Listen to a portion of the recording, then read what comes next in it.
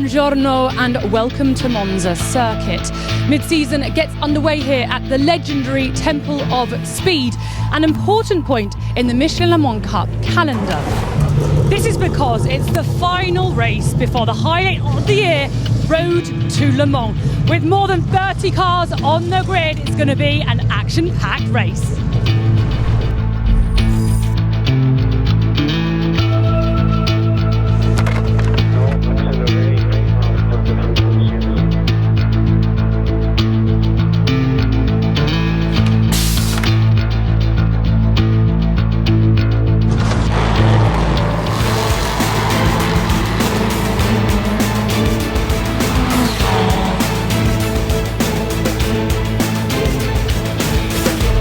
After 2 rounds, the number 8 Iron Lynx crew have a 5-point advantage over Porsche Centrum Oberzürich by TFT with a win apiece this season. Third-placed AF Corsa are still hunting for victory to remain in the mix. All I can do is try my best. I'm not in a battle with another team or another driver, just with myself. I'm here to enjoy it like a gentleman. Monza's a historic circuit. It was important to build my confidence in free practice.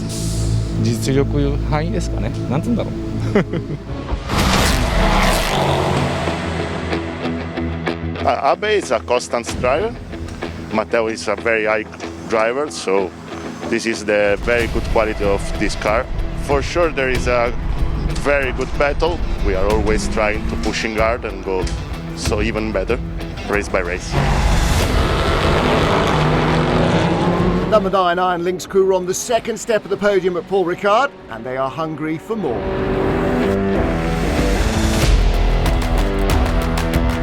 In Barcelona, we don't have the opportunity to show what we can do, but in the Castellet it was really good, amazing race, and we have a good speed. We have a really good team also. I love the track, so I think it will be good.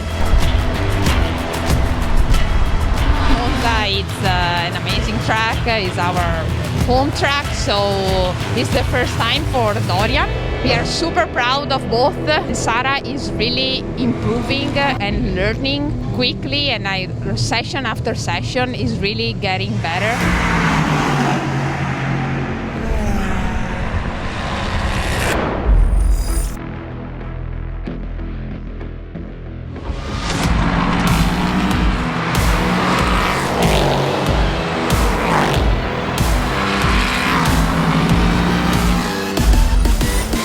After the first 2 races, we have a 3-way tie at the top of LMP3 with the number 7 car from Nielsen, 23 from United Autosports and 69 from Cool Racing.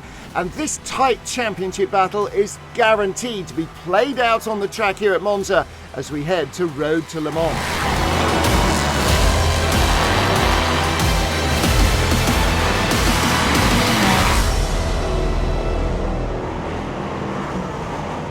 It's been very fun the first 2 races. We've done well. We had some really good strategy calls, and Wayne is obviously so good that he really helps us take it home. So it was a really well-earned podium. It was super fun to be up on the podium with the champagne. I really like that. But all those guys are good. You know, the Cool car is a very good car. Mo is a good friend of mine. He's really fast, and Matt. And the Nielsen car is also really fast, and he's doing ELMS both, so he gets a lot of time in the car.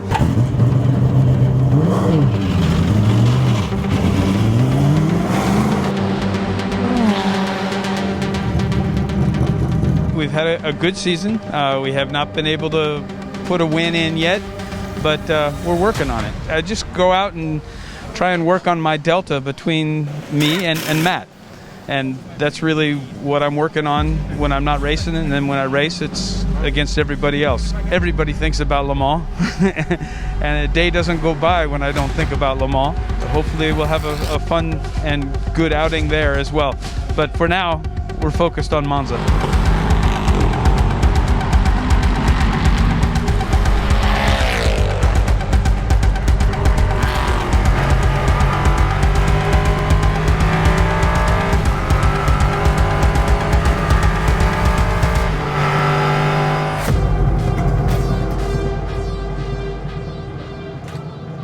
We are off to a very tough start. We were very quick in Barcelona. We just got caught out with that late safety car. So with 10 minutes to go lying from the podium spot and then finishing 8th was a bit of a sore one. So yeah, it made up for it. Paul Ricard, we were really quick all weekend and we drove to the front. So yeah, put us in good shape. Nielsen are giving us a good car and Tony's been doing a good job. So yeah, if it all comes together, I guess we'll be in with a shout. Let's learn a little more about the team. Uniting their extensive endurance racing experience, Tony Wells and Colin Noble joined forces at Nielsen Racing in 2019 and compete in both the European Le Mans Series and Michelin Le Mans Cup.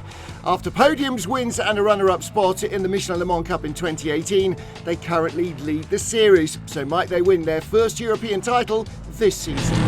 One of the key factors for Colin and Tony is that they've both driven with Nielsen Racing before with other partners, so they kind of know each other pretty well. So that's a very difficult combination to beat when you have two drivers who work so well together.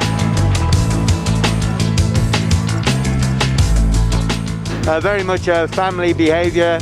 Everybody knows each other, and it's a very calm environment. It's a no-blame environment.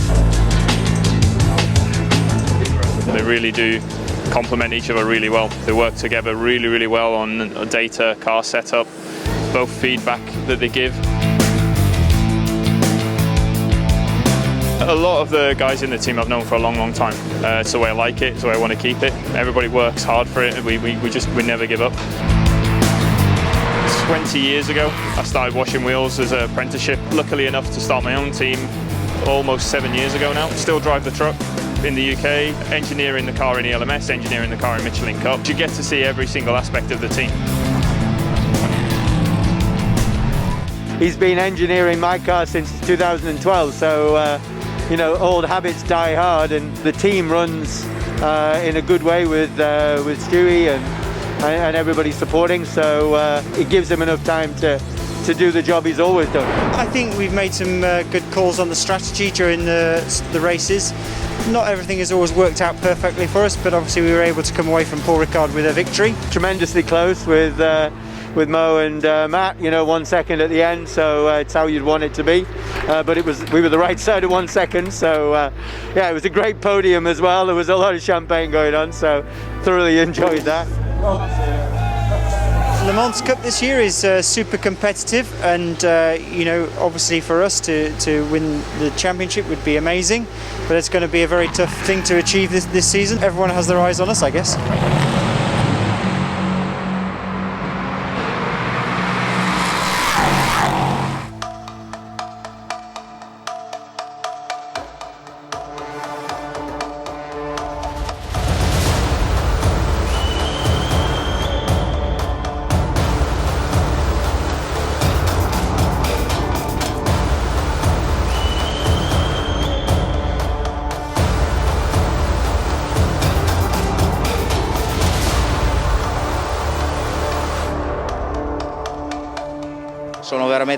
I'm very happy. The team's done a fantastic job. The strategy is to keep the lead during my first stint, so I have to make sure that my stint is optimum.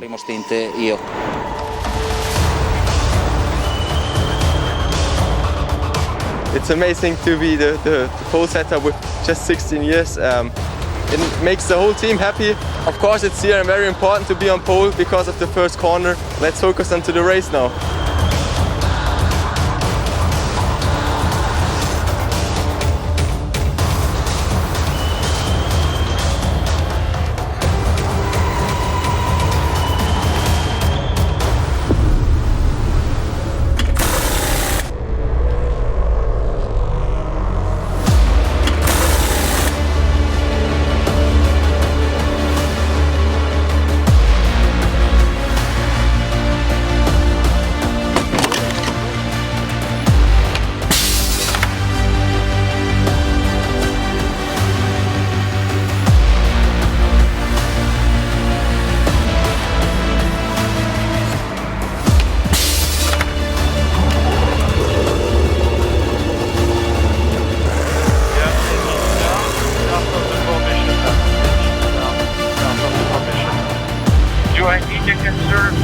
on this lap.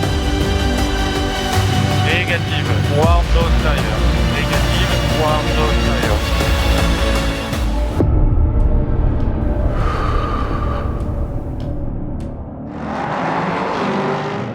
All set at Monza for round 3 of the 2021 Michelin Le Mans Cup. The youngest ever pole sitter in series history, Finn Gerzitz. He's on pole with the yellow highlights. Red lights are on, and away we go for 2 hours of Michelin Le Mans Cup action at the Autodromo Nazionale di Monza. Pole sitter with the inside line. Up alongside him comes number 11, that's Thorsten Kratz. WTM powered by Phoenix, and they all squeeze through. Pole sitter Gerzitz has the advantage. Looks like Antoine Daucan for Cool Racing was in third out of the first corner. Yes, he is, just ahead of Alexander Matschul for Rinaldi Racing. And there is the number 7 car from Nielsen. Little flash of the headlights showing his nose on the inside Daucan. Not going to fox Thorsten Kratz into anything as they head into the Roggia.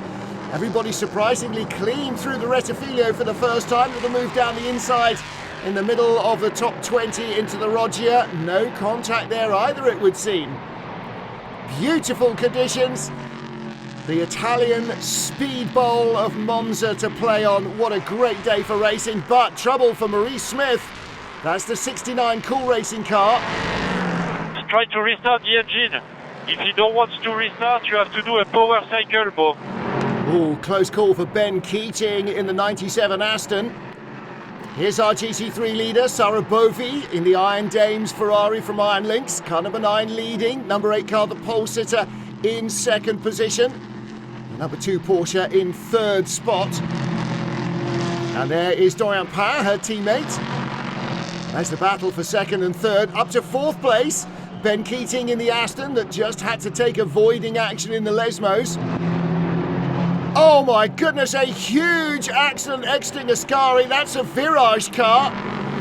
Matthias Luton maybe, and is that Grain Market, Mark Crader? Safety car deployed, safety car deployed. We are under safety car. Exit of Ascari starts with a spin, and that's Patrice Lafargue for Edex Sport. Rolls back and is stationary in the middle of the track with the pack coming down at him. Oh, goodness. Looked like Michael Jensen in the CD Sport car taking avoiding action. And then Matthias Luton, the car flying off back across the track and collected the Grain Market Racing car as well. Fortunately, everybody okay as clear up is underway. Back to green flag racing. A little under 20 minutes of suspended action here. And still an hour and 40 to go. Charging down at the restart to the Rettifilo for the first time. Look on the inside. There's the battle for 9th place. Number 6 on the inside. Nicolas Schatz hanging on.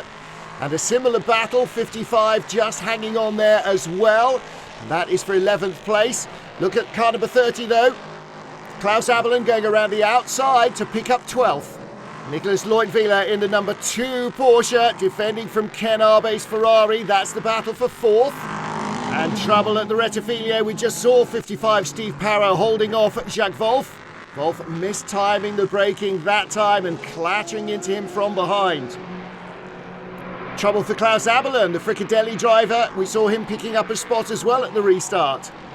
Oh, and a spin out of Lesmo too. Klaus Abelin facing the wrong way. Into the Rettifilo, down the inside comes Freddie Hunt, clatters into 37, Antoine Daucan. Freddie Hunt, the son of former world champion James Hunt. Late British Grand Prix star. Drive-through penalty, car 21 for a contact at T1 with car 37. More trouble here between teammates. Ken Arbe on the outside line and Gino Forgione couldn't get his nose out of the way in the Rettifilo. Safety car deployed, we are under safety car. We are under safety car. Leader to slow down. Klaus Abelin not able to get back to the pits, but that is going to trigger driver changes already happening there. Garrett Grist will take over from Rob Hodes at Team Virage, their remaining car. Race leaders in as well. Finn Gerzitz hands over to Hamza Ovega at the Phoenix Racing team. Phoenix coming in from GT Racing, same as Fricadelli.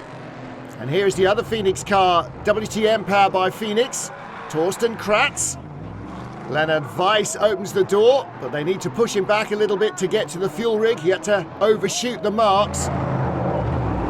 Back to green flag. Not everybody has stopped. So Cool Racing out front with the 37 car, and that was started by Anton Doquin.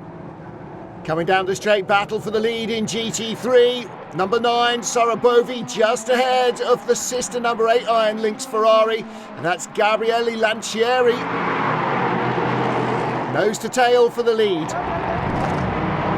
Battle at the Parabolica. Mike Benham sends the R&R M Sport car deep down the inside of Alden Gudrudsen in the Team Thor machine, and he spins into the gravel. 3, 2, 1. Full course yellow, full course yellow. Disaster for Mike Benham and RLR M Sport, but it will allow those who hadn't stopped under the safety car to stop now. This is Rinaldi Racing's Nicolas Varone, the Argentine, taking over from Alexander Matschul. Antoine Ducan has bailed out at Cool Racing. Josh Skelton taking over the 37 car that came in from the lead. Oh, and this is Tony Wells. Nielsen Racing have not yet stopped. We're still shy of the 1 hour mark. Maybe they figure the full course yellow will go another lap or so. Track position could be crucial, but so will fuel beat. RLR M Sport back out of the gravel. Trouble for Ken Arbe, the A, of course, a Ferrari with a puncture, so that means he absolutely will be pitting at the end of this lap, whether he wants to or not. In at Nielsen, Tony Wells hands over to teammate Colin Noble, brings the car in from the lead. Back to green flag racing. 1, 2, 3, 4. That is your lead queue in GT3. Sarabovi ahead of Gabriele Lancieri. Ben Keating up to third in the TF Sport Aston. They're finding some pace now in that car. And Nicolas Leutwiler in a Porsche Centrum Oberzürixsee by TFT Porsche. He's right with them in fourth. Lancieri subbing in this weekend for Rino Mastronardi, doing a really solid job as well. And car guy Ben Keating enjoying racing here at Monza. Aston Martin shaping up to look down the inside, so is the Ferrari. Sarabovi leading this slipstream in queue. P3 car coming out of the pit lane wisely stays out of the way. Keating on the outside of Lancieri. Does not manage to get through. The Italian holds off the Texan. Good battle here. Team watching with nervous anticipation. We are under safety car. Aha, caught a little glimpse of Dino Lunardi's Mulner Motorsport car. He's retired, and that triggers at the halfway mark around a pit stops. Gabriele Lancieri had to come around the nose of Sarabovi in the Iron Lynx pit, so that'll cost them a little time. The Iron Dames should be away first. Green flag, Garrett Grist leading. Adam Atiki, the red car CD Sport, he's a lap down. Wayne Boyd for United Autosports pulling out of the slipstream. There he is. He's trying to come around the lapped Hamza of Vega with the yellow highlights. Makes it through safely at the first corner. And of course the pole sitting car with those yellow highlights now a lap down ahead of the delayed RLR M Sport machine. Scott Andrews for United. That's him on the right. All the back marker in the way. Nearly gets collected by the DKR number 3 machine. Dario Cangelosi, the American driver in car number 3, under real pressure now from Josh Skelton. He'll have flat spotted those tyres as well. Won't be enjoying the vibrations for the next 50 minutes of the race. Skelton looking around the outside in Curva Grande. Can he creep around the outside? He does. He's got the inside line down to the Roger. Can he get it stopped? It looks like a bit of debris has got stuck on the front of the car, right in front of the driver's eye line. Battle again for 4th place, DKR, and on the outside, Cool Racing. Josh Skelton goes by Cangelosi. The American driver under real pressure now. Nielsen closing in from behind the number 7 car. Colin Noble down the inside. Big move, goes by, doors open for the car behind as well. That's the 66 car of Nicolas Varone, the Rinaldi Racing driver, also goes by. Battle under braking here. Still behind Hamza of Vega, and Varone going by Gets 5th place from Colin Noble in the number 7 Nielsen machine. Race leader Garrett Grist for Team Virage, already been at the wheel for 40 minutes, 40 remain, so they'll need a long mandatory second stop because they're going to need fuel to make it through to the end. Lead battle in GT3, Ross Gunn in the TF Sport Aston Martin, ahead of Julian Andlau, the Porsche factory driver, in a Porsche Centrum Obro Zürichsee by TFT 911. Paolo Roberti lies 3rd for Iron Lynx. Battle here between Colin Noble and Nicholas Varone for 5th. Goodness me, good move into the Roger from Colin Noble. Varone looking to try and come back into the Lesmos. Ooh, Noble on the outside. Tries to close the door before Lesmo 2. And he hangs on. In the pits is the race leader. Garrett Grist, mandatory final stop. It will be a longer one though. Race leader now, Scott Andrews. It's a 1-2 for United Autosports in the final 20 minutes. Scott Andrews leads ahead of Wayne Boyd. Whoa, big moment for Josh Skelton running wide, losing 3rd to Colin Noble in the Nielsen number 7. Full course yellow, full course yellow. Bit of debris right at the exit of the Parabolica, a late full course yellow. And that's allowed the marshal to leg it out there into the middle of the track and pick it up. So good work from the safety crews. Last lap in Monza, United Autosports looking for victory ahead of Nielsen. Out of the final corner comes Scott Andrews, exits the Parabolica, the short run to the line, the checkered flag awaits. It is victory in Monza for United Autosports.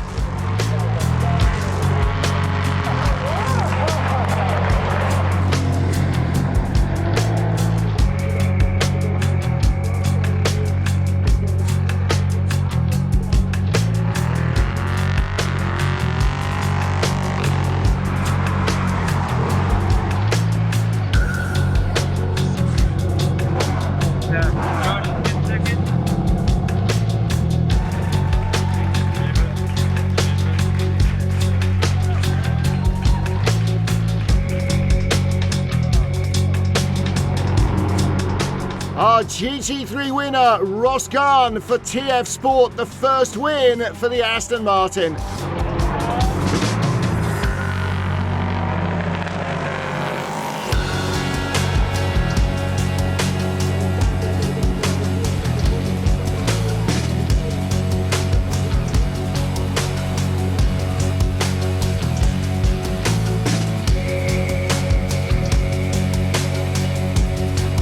First win of the season for the United Autosports number 22 car, and 4th overall, the GT3 winning TF Sport Aston Martin. That is quite an incredible result.